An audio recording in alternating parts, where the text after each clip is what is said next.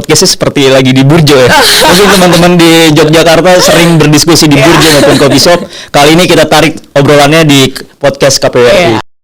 Kepemiluan bukan hal yang tabu, bukan hal yang disingkirkan dari tongkrongan, tapi dimasukkan dalam tongkrongan sebagai salah satu bentuk edukasi kepada masyarakat dan juga circle terdekat gitu. Jadi 2024 idealnya kampanye itu bukan menanyakan slogan, melainkan menanyakan program apa gitu. Itu yang paling penting. Jadi menurutku simple aja, kampanye ideal adalah pemilu ini sebagai sarana integrasi. Pemilu ini sebagai sarana pemersatu, jangan sebagai pemecah gitu.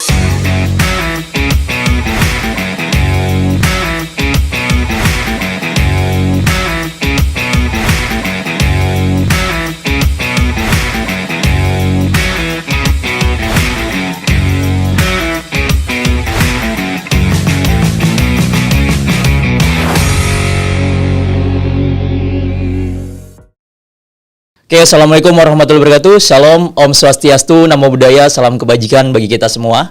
Jadi pada kesempatan kali ini kita diberikan oleh KPWRI untuk membajak kanal YouTube-nya dengan edisi Pemilih Muda. Mungkin istilah bajak ini yang diberikan kesempatan itu seperti apa ya?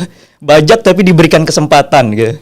Mungkin bukan bajak kali ya. Ini merupakan sesi kita, sesi mahasiswa untuk mengkritisi kepemiluan pada tahun 2024 yang akan datang. Perkenalkan, sebelumnya nama saya Weno Pratama dari mahasiswa Fakultas Hukum Universitas Diponegoro, angkatan 2019. Dan pada kesempatan kali ini kita juga kehadiran tamu spesial sebagai narasumber. Mungkin bisa diperkenalkan diri terlebih dahulu, Mbak. Asik. Halo semuanya, teman pemilih. Perkenalkan nama saya Gea. Dan saat ini berkuliah di Universitas Gadjah Mada, Fakultas Ilmu Sosial dan Ilmu Politik. Oke, sebelumnya angkatan berapa Mbak Gea ini? Aku angkatan 2020. 2020? Ya. Asli dari mana Mbak Gea? Aslinya Palembang. Oh, cukup jauh ya. Berarti ini OTW dari Palembang atau dari Jogja? Oh, enggak. OTW dari Jogja dong. Dari Jogja, Oke. Menarik sekali. Sebelumnya mungkin Mbak Gea ini sudah mengikuti kepemiluan atau belum? Untuk 2019 itu aku belum. Belum nyoblos. Ya. Oh, berarti belum bisa lah atau menceritakan pengalamannya selama mengikuti kepemiluan, atau mungkin pengalaman dari keluarga bahkan kawan-kawan mengikuti pemilu sebelumnya itu seperti apa? Ada nggak kira-kira? Nah, itu ada. Karena mungkin di 2019 ini banyak banget ya gonjang-ganjing pemilunya. Karena mungkin dari keluarga dan juga pilihan-pilihan tentunya beda. Sebagai orang yang sebenarnya aku tuh bulan Juli dan kemarin itu di bulan berapa gitu ya pemilihannya. Jadi kayak mepet-mepet banget ulang tahun tuh. Nah, karena mepet-mepet jadi aku cuma bisa jadi penonton. Tapi yang menarik adalah ayahku itu salah satu petugas KPU di TPS. Jadi deket rumah banget tuh TPS-nya. Jadi aku mau nggak mau itu disuruh bagian dokumentasi gitu.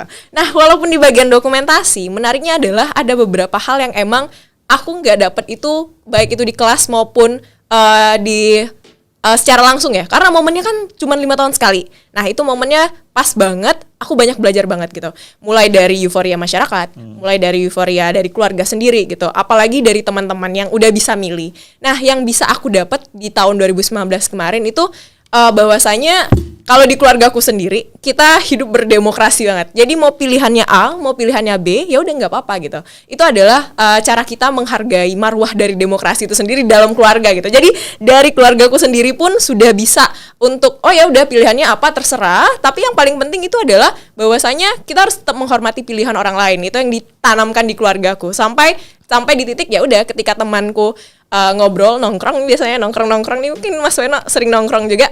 Ngomongin masalah politik itu sebagai salah satu kita berargumen itu bukan argumen yang oh yaudah lu milih ini aja, lu milih enggak. Jadi kayak oh kita nih butuhnya apa sih needs-nya. Jadi aku belajar dari situ bahwasanya 2019 kemarin itu melahirkan suatu pembelajaran tersendiri bagi aku sendiri untuk oh ya udah berarti di tahun 2024 nanti kita itu harus bisa menyesuaikan needs, apalagi di keluargaku sendiri. Kamu butuhnya apa sih ke depannya gitu. Jadi demokrasi, marwah dalam demokrasi itu udah ditanamkan dari keluargaku. Jadi itu sih. Jadi pas 2019 itu emang benar-benar ya udah maupun pilihannya A, B terserah, kita nggak memaksa. Yang penting ya udah kamu bisa bertanggung jawab atas pilihanmu. It's the point gitu.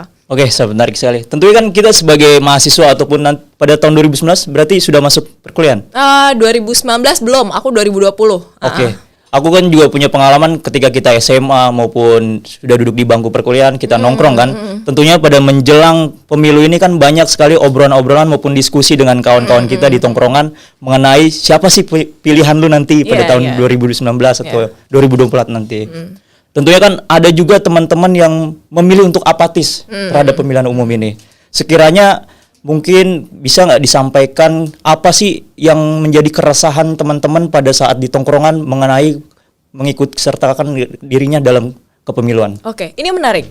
Sebenarnya hal-hal modelan kayak gini, apalagi di lingkungan kampus dan juga di lingkungan tongkrongan, itu harus bisa dibedakan. Aku selalu punya prinsip sama teman-temanku yang sering nongkrong.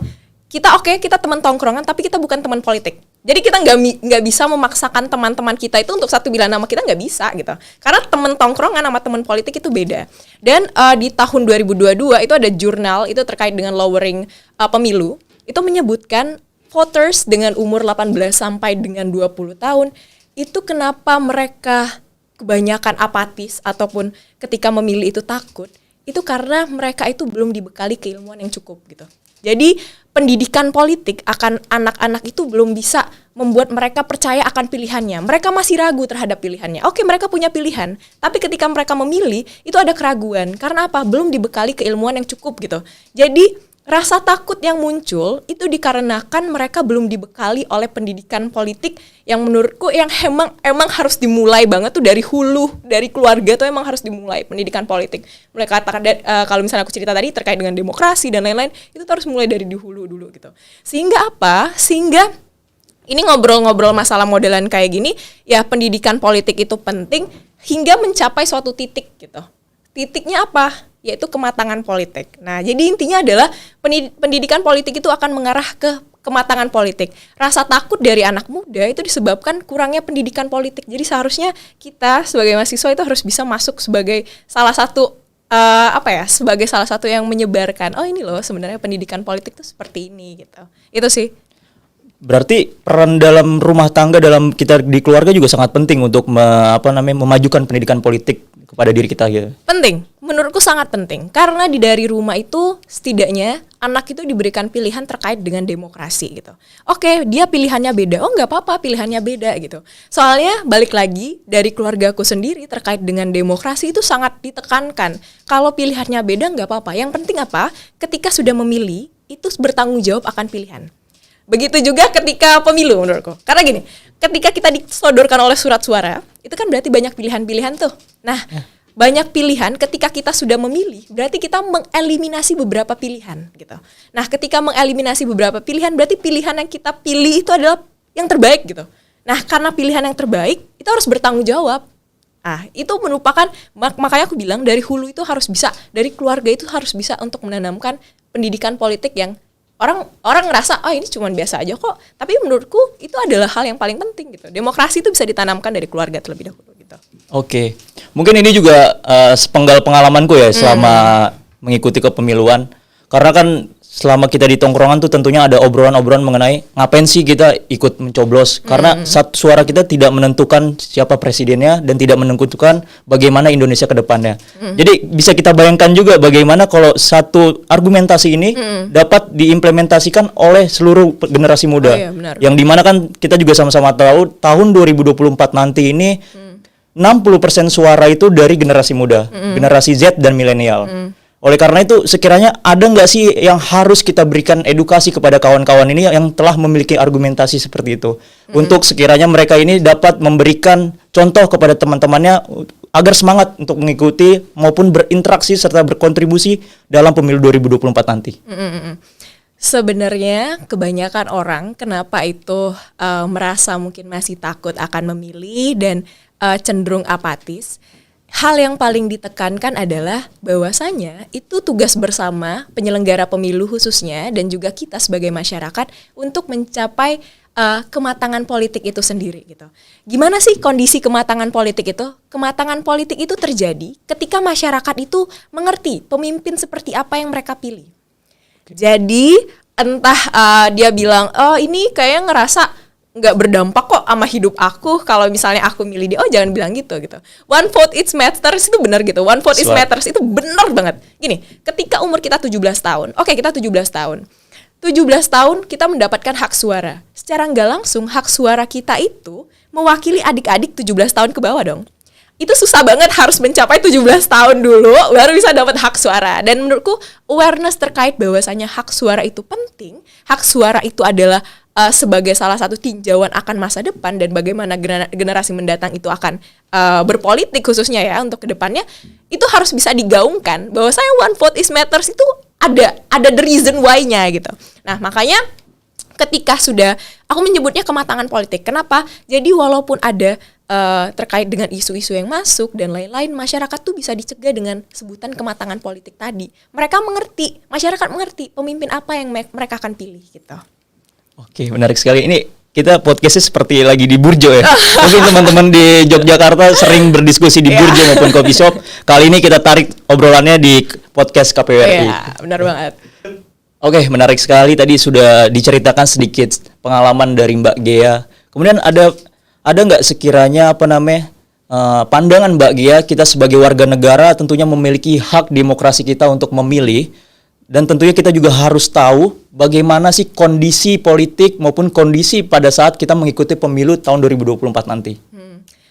Terkait dengan pemilu 2024 ini sebenarnya agak krusial, tapi menurutku harus bisa membawa marwah programatik itu sendiri gitu.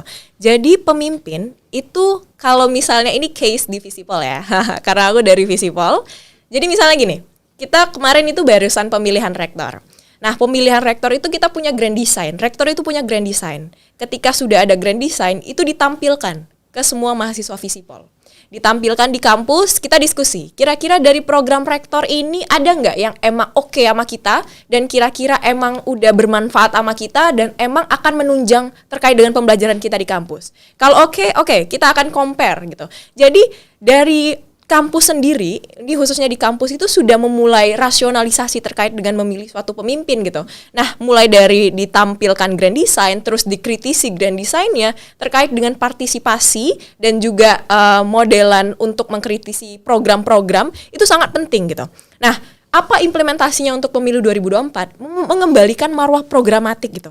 Kenapa programatik? Sekarang politik itu politik programatik. Jadi apa yang ditawarkan pemimpin sama kita, itu harus menyesuaikan needs kita. Kira-kira itu akan bermanfaat nggak nih sama kita ke depannya? Kira-kira kita itu ikut pemilu, jangan sampai ada ucapan terkait dengan pemilu, kita ikut pemilu cuman as a moment gitu. 5 minutes doang untuk nyoblos, udah selesai. Oh enggak.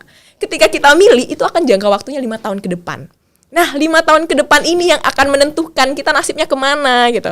Nah, alangkah baiknya sekarang membedahnya itu bukan membedah melalui slogan-slogan yang ditawarkan, tapi program apa gitu. Jadi program apa yang ditawarin oleh peserta pemilu itu harus bisa dikaji, dikritisi. Kita butuhnya apa? Ini sesuai nggak sama ke depannya? Jadi modelan seperti itu menjadikan marwah programatik kembali. Kita juga menjadi salah satu pemilih yang emang pemilih cerdas gitu. Jadi ada cerdas dan kita itu nggak asal disodorkan saja gitu. Makanya aku selalu mengingatkan, mungkin jangan bosan dengan kata kematangan politik, karena kematangan politik itu the real peak dari semuanya, dari semua hal terkait dengan pendidikan politik. Orang udah tahu, orang udah ngerti, oh pemimpin seperti ini loh yang kita cari. Jadi ketika ada isu agama, isu terkait dengan tidak suka, emosi dan lain-lain, itu bisa langsung ditangkas. Itu langsung bisa dibentengi. Karena apa? Karena kita sudah mempunyai kematangan politik. Masyarakat udah tahu butuhnya apa gitu. Kita nggak butuh nih isu agama, kita nggak butuh soal ini. Bukan begitu yang kita cari. Nah, masyarakat sudah mengerti peak momennya dari itu yang disebut dengan kematangan politik. Jadi balik lagi, bahwasanya terkait dengan pemilu 2024, aku lebih bukan menyarankan tapi mewajibkan teman-teman untuk mengerti programatiknya tuh apa sih gitu. Jadi program-program itu diadu gitu, oh ini kita program ini ke depannya ini, bukan masalah slogan lagi gitu. Jadi lebih mengarahkan ke pemilu programatik gitu. Oke, jadi mungkin aku juga dapat menyimpulkan apa yang disampaikan oleh Mbak Ghea ini nih. Untuk pemilu 2024 nanti diharapkan bukan hanya peran dari penyelenggara pemilihan umum aja ya. Jadi adanya peran dari peserta pemilu itu sendiri, baik dari parpol maupun calon dari parpol itu sendiri, untuk memberikan pendidikan politik bagi teman-teman mahasiswa maupun teman-teman generasi milenial dan generasi Z ini. Demikian, Mbak ya? Benar. Oke. Mungkin pada sesi ini cukup itu saja yang aku ingin tanyakan. Nanti kita bisa berbincang lebih lanjut pada sesi berikutnya. Oke teman-teman, jangan kemana-mana, tetap di podcast KPU RI edisi Pemilih Muda.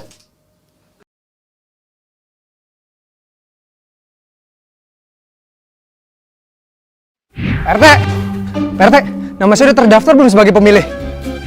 Cek dulu, dicek dptonline.kpu.go.id.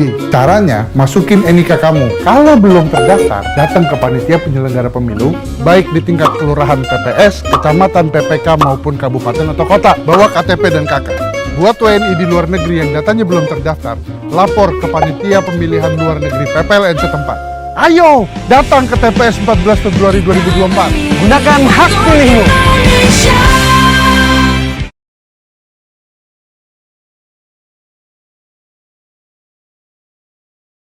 Oke, selamat datang. Balik lagi sama gue Weno dari Universitas Diponegoro dan ada tamu gue Gea. Halo semuanya, balik lagi. Namaku Gea dari UGM.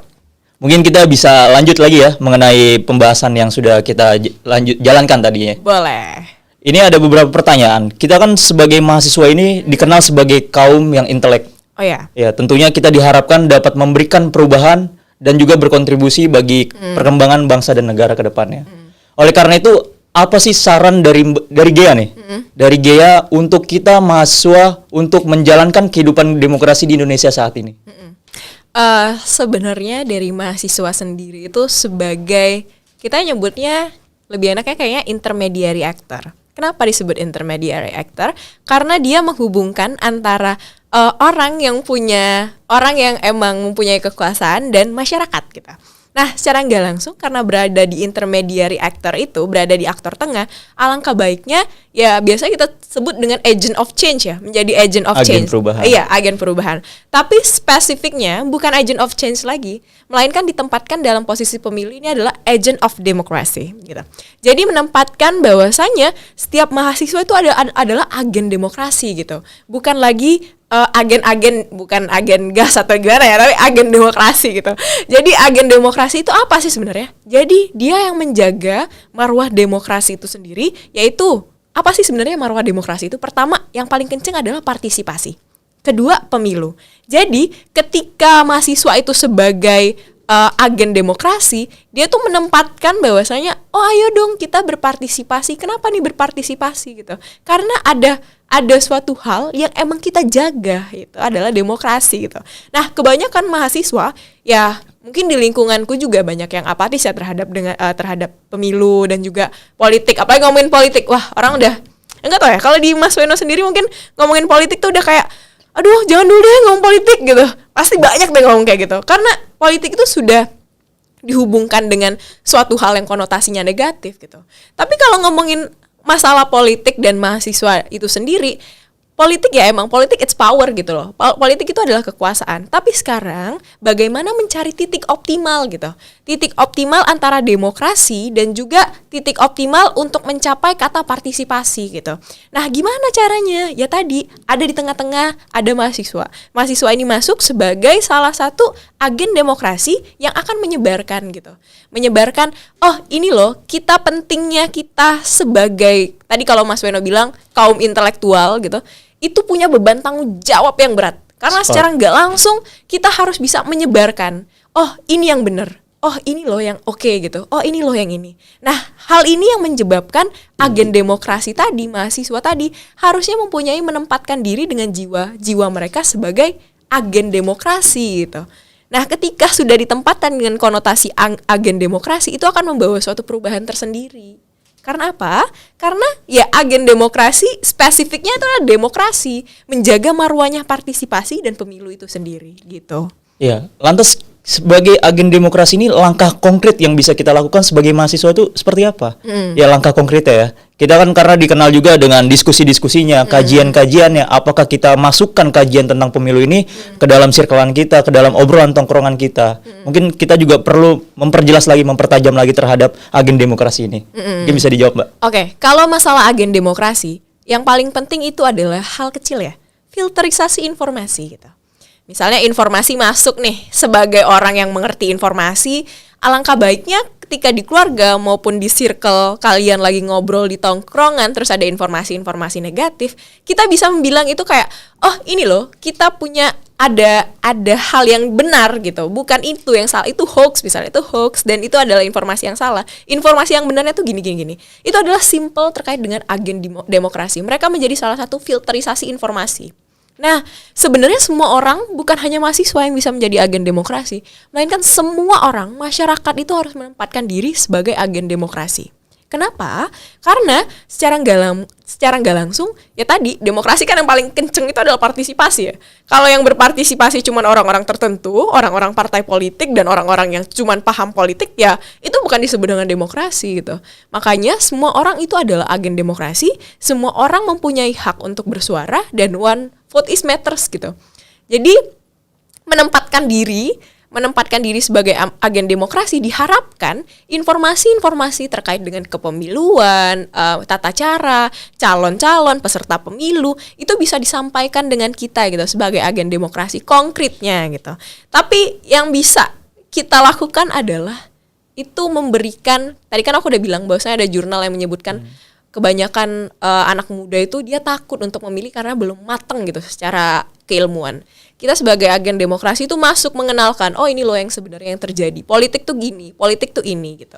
Nah, ketika kita sudah mampu menyiarkan itu, secara nggak langsung ya, walaupun hal kecil di tongkrongan, yang ya biasanya mungkin tongkrongannya beda ngomongin apa gitu ya, tapi ketika menyelidikkan pemilu-pemilu di tongkrongan, itu menjadi salah satu hal yang kita mengkritisi bagaimana kondisi kepemiluan sekarang dan mengkritisi bagaimana ya pergerakan itu. Soalnya biasanya demo-demo dan propaganda, apalagi mahasiswa yang terkenal dengan ya motor penggerak tadi ataupun aktivis tadi, itu lahir dari obrolan tongkrongan, bener nggak? Betul, sepakat sekali. Jadi ya mulai dari tongkrongan aja ngomongin kepemiluan gitu. Jadi kepemiluan bukan hal yang tabu, bukan hal yang disingkirkan dari tongkrongan, tapi dimasukkan dalam tongkrongan sebagai salah satu bentuk edukasi kepada masyarakat dan juga circle terdekat gitu. Oke.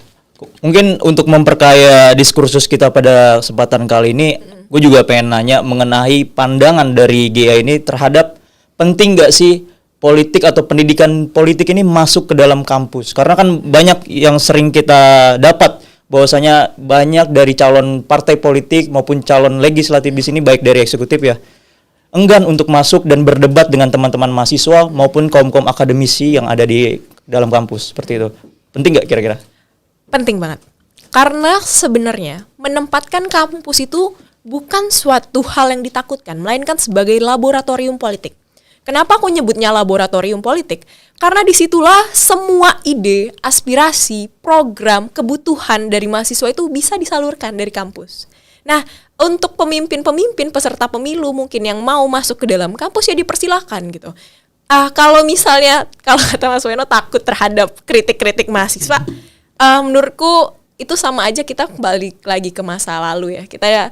Kita pernah di rezim yang dimana kita ditahan untuk dibungkam. Sekarang tuh bukan masalah itu lagi. Sekarang ini yang diperlukan adalah ketajaman argumentasi gitu. Jadi kalau misalnya nggak ada ketajaman argumentasi dalam mahasiswa itu sendiri mengkritisi dan ketakutan akan peserta pemilu ke kampus, itu perlu dikaji ulang. Apakah dia emang mau maju apa gimana gitu. Soalnya sebagai, kalau menempatkan diri sebagai peserta pemilu, tentunya ada hal-hal yang emang harus masuk ke laboratorium itu. Makanya aku sebut itu kampus itu bukan sebagai sarana pendidikan ya, tapi laboratorium politik. Kamu bisa ngerti bagaimana program itu diterima, kamu bisa ngerti aspirasi itu diterima, ide itu diterima gitu. Dan itu penting banget untuk menjadikan kampus sebagai laboratorium politik untuk kedepannya gitu. Oke, sangat menarik sekali jawabannya. Kemudian kan kita juga sama-sama tahu ya, banyak calon dari peserta pemilu ini terkhususnya yang selalu mengatasnamakan rakyat, yang selalu mengatasnamakan bangsa dan juga negara. Tapi juga kita tidak pernah mendengar bahwasanya mereka ini maju sebagai mengambil kekuasaan itu hanya untuk kepentingan pribadi maupun untuk kekuasaannya. Benar gak? Sepakat gak?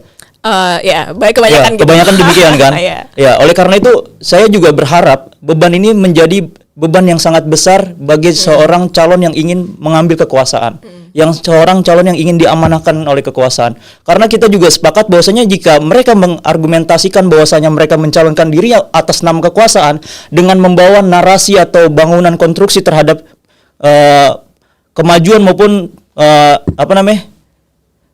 membawa konstruksi dan narasinya untuk perkembangan bangsa dan negara, bagaimana mereka menggunakan kekuasaan yang telah didapatkan itu jauh lebih baik kan. Ya, kita juga sama-sama di sini sebagai manusia lah yang ingin memiliki suatu kekuasaan seperti itu ya.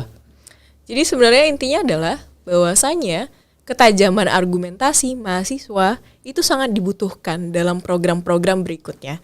Contohnya dengan adanya podcast yang diselenggarakan oleh penyelenggara pemilu, KPU. Ini salah satu kita bagaimana mengkritisi tentang kepemiluan 2024 gitu. Terbuka akan kritik itu sangat baik gitu. Kita mengkritisi hal-hal itu. Jadi sebenarnya yang sangat ditekankan, apalagi mungkin ngomongin masalah kayak gini, ini bukan beban penyelenggara pemilu aja gitu. Apalagi pengawasan terkait dengan pengawasan politik dan lain-lain. Itu bukan beban penyelenggara pemilu, bukan bebannya KPU, bukan bebannya Bawaslu dan DKPP aja gitu. Tapi kalau misalnya melihat, kebanyakan orang mengkritisi, oh itu tugas pemerintah, bukan. Pemerintah itu ibarat menggunakan kacamata, dia itu landscape penglihatannya tuh terbatas gitu. Penglihatan mereka tuh terbatas dan pemerintah harus mengakui itu. Lembaga-lembaga penyelenggara harus mengetahui itu. Dan masyarakat itu harus peka. Karena tadi frameworknya kecil, landscape penglihatannya kecil dari penyelenggara pemilu, apalagi terkait dengan pengawasan. Makanya sekarang yang dilibatkan juga masyarakat turut mengawasi bagaimana jalannya pemilu itu sendiri hingga 2024 gitu. Oke, jadi diharapkan di sini juga adanya demokrasi yang substansif ya. Jadi nggak hanya memberikan harapan-harapan aja kepada masyarakat, tapi ketika mereka berani masuk ke dalam dunia perkuliahan, apalagi dunia kampus, dapat mengadu gagasannya maupun membawakan narasinya seperti apa yang akan diperjuangkan untuk mendapatkan kekuasaan dan bagaimana cara menjalankannya. Mungkin itu ya Mbak Gea. Benar banget. Oke, selanjutnya sekiranya apa sih menurut Gea ini pemilu yang ideal akan dilaksanakan pada tahun 2024 nanti? Oke. Kalau ngomongin pemilu ideal, sebenarnya semua orang itu ingin mencapai kata partisipasi penuh gitu. Tapi tentunya untuk mencapai partisipasi penuh, aku selalu mengibaratkan ini arus informasi dan juga banyak banget misalnya. Aku sangat khawatir itu ya politik identitas, arus informasi, hoax, suka nggak suka, emosi, itu kan yang biasa menggerakkan masyarakat Indonesia ya. Nah sekarang bagaimana caranya pemilu ideal itu yang aku sebut dengan kata ideal itu mempunyai tindakan preventif maupun restoratif terkait hal-hal itu gitu. Jadi bukan hanya sebelum kejadian, melainkan ketika sudah kejadian itu apa sih tindakannya? Contohnya sekarang ini banyak banget kalau misalnya lihat partai politik, calon peserta pemilu itu yang masuk ke dunia digital. Entah itu TikTok, entah itu Instagram, Twitter, dan lain-lain, itu banyak banget gitu. Nah sekarang sebagai pemilih muda yang dimana mayoritas banyak yang akan memilih di 2024, sebenarnya peran pengawasan itu tadi aku bilang pengawasan itu bukan hanya perannya KPU, bukan hanya perannya Bawaslu, bukan hanya perannya DKPP, melainkan perannya mahasiswa dan masyarakat luas untuk melakukan pengawasan digital. Sekarang aku mau nanya sama Mas Weno nih, aku balikin pertanyaannya. Terkait dengan pengawasan contohnya, untuk melakukan pemilu ideal tentunya perlu adanya pengawasan. Ketika kita jam kerja misalnya jam kantor, KPU sendiri jam kantor mungkin sampai jam 4. Masalahnya orang-orang digital itu kan selalu 24 jam. Gimana cara KPU mengawasi dan Bawaslu dan lembaga-lembaga lain mengawasi hal itu kalau jam kerjanya cuma segitu? Sepakat. Gimana coba? Jadi intinya itu perlu melibatkan masyarakat gitu. Jadi nggak cukup dari penyelenggara itu sendiri ya, terlibatan kita semua untuk keberlangsungannya. Bener banget. Jadi bukan hanya melibatkan dari bukan tugas 1, 3 lembaga dan lain-lain, tapi itu melibatkan semua masyarakat untuk turut berpartisipasi. Rasionalnya apa? Rasionalnya adalah sekarang banyak banget campaign digital yang masuk gitu. Daripada campaign konvensional banyak campaign digital loh sekarang gitu. Jadi intinya adalah ya balik lagi bahwasanya semua peran itu tidak hanya dipegang oleh lembaga pemerintah, melainkan semua masyarakat harus turut berpartisipasi akan demokrasi ini gitu. Pesta demokrasinya juga kencang-kencangan 2024 gitu. Jadi karena itu yang paling penting ya tadi terkait dengan pengawasan digital khususnya untuk pemilu yang ideal. Yang kedua terkait dengan kalau misalnya kita sebut itu mungkin lebih ke ini ya pendidikan politik yang aku sebut. Pendidikan politik tadi ya. Karena pendidikan politik itu ngomongin lagi pendidikan politik tadi sih bahwasanya masyarakat itu bukan digerakkan oleh emosi, bukan digerakkan oleh isu ataupun politik agama, tapi mereka digerakkan oleh kesadaran akan kehidupan bersama, kesadaran sosial. Nah, kebanyakan para masyarakat itu belum mempunyai kesadaran dan pemimpin pun belum punya kesadaran untuk kehidupan bersama itu belum ada. Tadi Mas Bueno bilang banyak yang emang mau kekuasaan sendiri-sendiri dan lain-lain modelan kayak gitu. Ya tadi bahwasanya jiwanya itu belum dimasukkan untuk jiwa kehidupan bersamanya tuh belum ada. Nah, ketika masyarakat sudah diberikan pendidikan politik, itu akan menjadikan outputnya itu adalah kematangan politik. Kematangan politik inilah yang akan kita gaungkan ke depannya untuk lebih aware dan lebih oke gitu terhadap pemilu. Jadi masyarakat tuh ngerti, aku milih ini tuh karena program dia sejalan sama aku dan lain-lain gitu. Jadi argumentasinya itu bukan argumentasi, ya aku milih dia karena ini doang sih. Enggak. Jadi dia milih karena emang ada program yang dibawa gitu. Modelan kayak gitu aja, sesimpel itu. Kalau nyinggung soal masalah pemilu ideal juga terkait dengan kampus dan mahasiswa, yang ketiga, kalau di Visipol sendiri kita itu punya program election corner. Jadi election corner. Jadi itu menghadirkan misalnya future leader dari pemimpin-pemimpin masa depan. Terus gimana sih tanggapan mereka terhadap isu terkini gitu. Kita mendengarkan tanggapan dari pemimpin-pemimpin. Dan juga election corner itu bertujuan untuk apa? Untuk menyebar awareness bahwasanya kita ini di 2024 bakal ada pemilu gitu. Kalian jangan tidur aja gitu. Kita ada 2024 ada pemilu, ada hal yang ingin kita kritisi gitu. Jadi kolaborasi lintas sektor itu yang diperlukan untuk kedepannya itu sih. Oke, jadi pemilu ideal menurut Gia ini kolaborasi antar masyarakat, nggak cuma hanya penyelenggara pemilu itu sendiri ya? Benar. Oke, mungkin itu saja teman-teman semua. Nanti kita bakal berbincang lebih banyak lagi dengan Gia. Sekian untuk sesi kali ini. Oke teman-teman, tetap di podcast KPU RI edisi Pemilih Muda.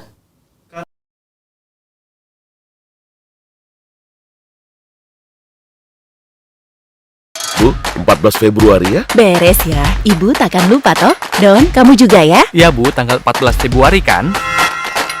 Cie, 14 Februari. Iya dong, 14 Februari aku mau milih. Yah, 14 Februari ada apa sih? 14 Februari itu saat kita memilih. Kamu juga ya, cek apakah kita sudah terdaftar sebagai pemilih di cekdptonline.kpu.go.id. Rabu 14 Februari 2024. Yuk, kita nyoblos!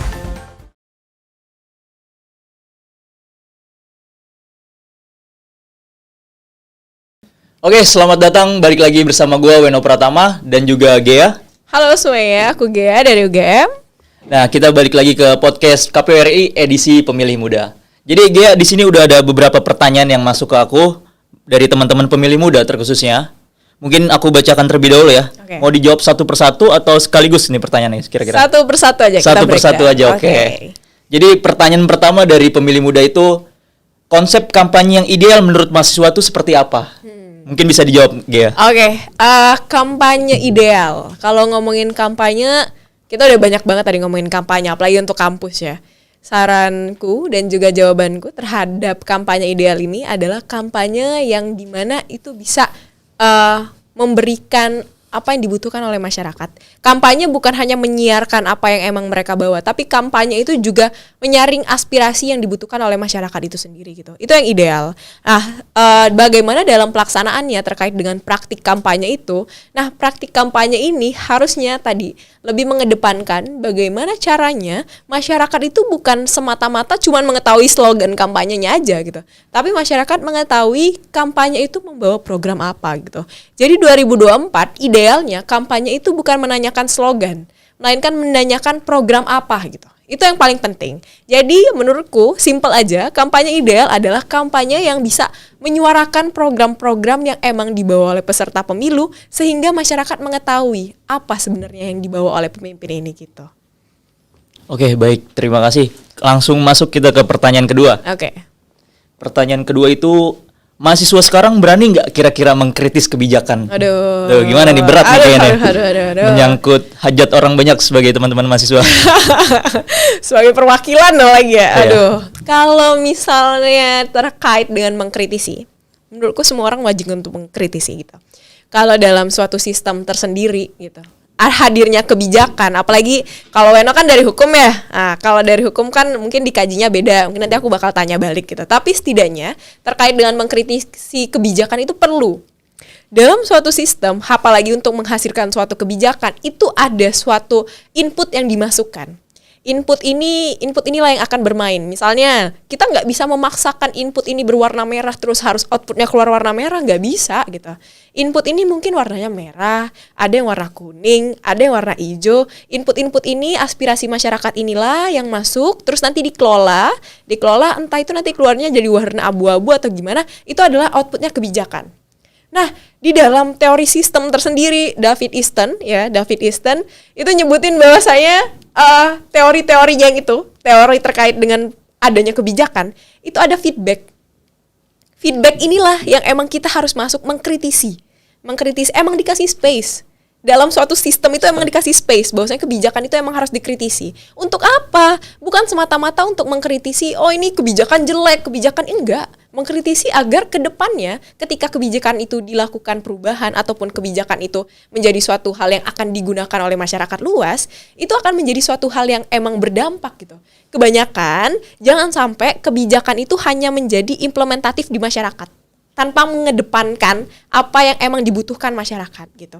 Jadi intinya adalah untuk terkait dengan kebijakan, semua aspek dari masyarakat, society itu harus mampu mengkritisi kebijakan dari pemerintah. Biar apa? Biar dalam kehidupan bersama khususnya itu nggak mentah-mentah kita cuman menjadi implementatif kebijakan, melainkan kita juga menjadi pemikir. Jadi menjadi pemikir di dalam kebijakan itu juga gitu. Mungkin itu kalau dari aku ya. Kalau dari Weno sendiri gimana melihat kritisi kebijakan ini? Ya, oke. Kita mengingat teman-teman mahasiswa ini kan juga banyak yang ikut ke dalam suatu kepentingan, baik lembaga maupun organisasi ya. Kalau kita melihat terhadap adanya suatu kebijakan, itu seperti melihat sebuah gelas gitu. Kita bisa, tergantung kita mau lihat dari sisi mana terlebih dahulu kan. Selagi kebijakan tersebut dirasa bertentangan untuk kemaslahatan orang banyak, itu bisa kita masuki. Cuman kan di sini juga tentunya kita juga punya titipan dan lain hal ya. Itu yang tidak boleh kita bawakan oleh teman-teman mahasiswa. Karena apa? Karena di sini tidak menunjukkan kepentingan kita kepada masyarakat umumnya. Itu karena banyak senior-senior lah, tolonglah kritisi ini A, B, C dan lain hal ya, titipan-titipan demikian. Itu yang masih banyak sekali selama ini yang kita alami tentunya sebagai teman-teman mahasiswa. Oleh karena itu dalam suatu kebijakan kita juga diberikan tadi space, apa yang dikatakan oleh Gia itu benar sekali. Memang tugas kita sebagai mahasiswa untuk memberikan kritikan terhadap suatu kebijakan yang dirasa tidak mementingkan kemaslahatan umat dan juga bangsa. Oleh karena itu, di sini kita diharapkan sebagai mahasiswa tidak hanya sekedar mengkritik, tapi juga bisa memberikan saran sehingga kebijakan tersebut bisa kita evaluasi dan bisa menjadi kemajuan dan juga kebermanfaatan bagi umat dan juga bangsa. Mungkin itu, Gia, menurut aku.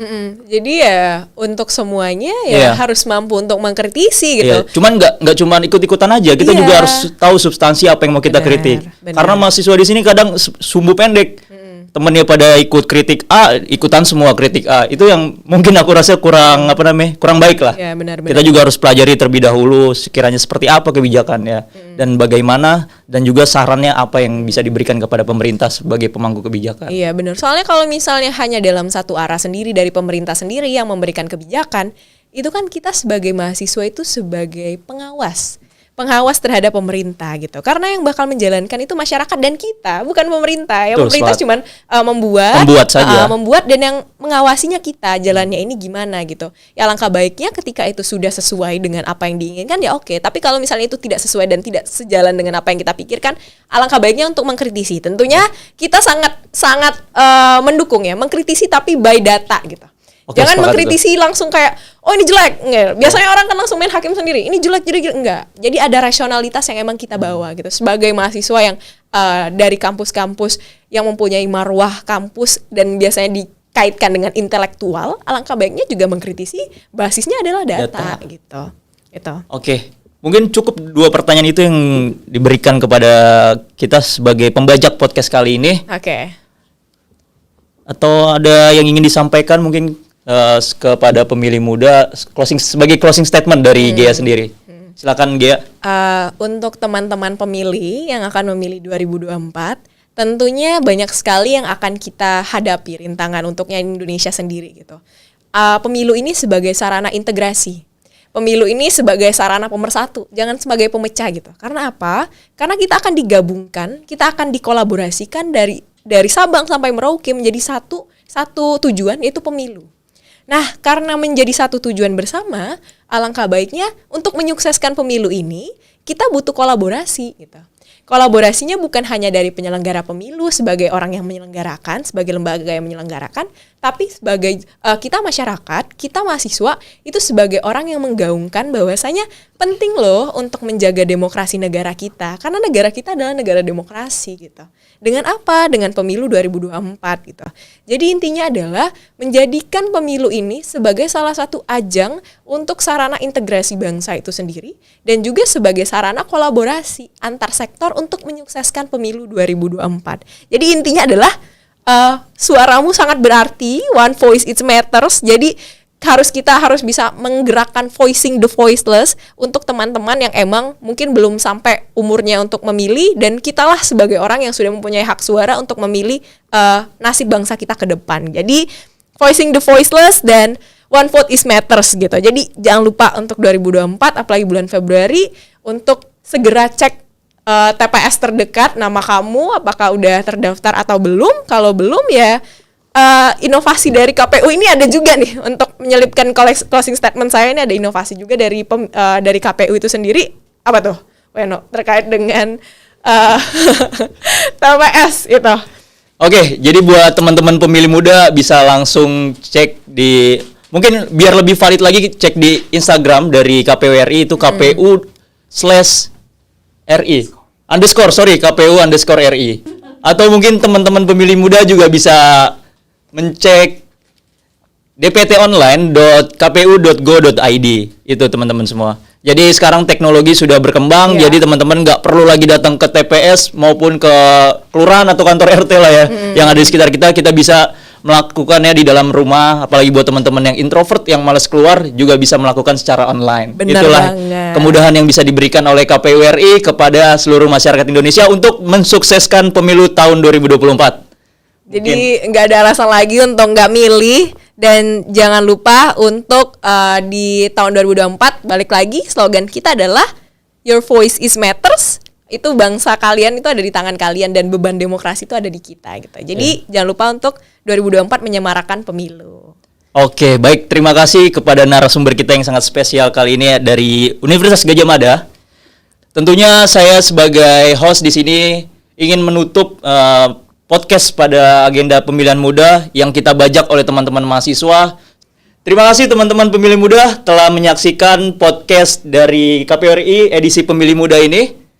Kita juga tentunya punya tagline yaitu Podcast KPU RI terdepan bicara kepemiluan.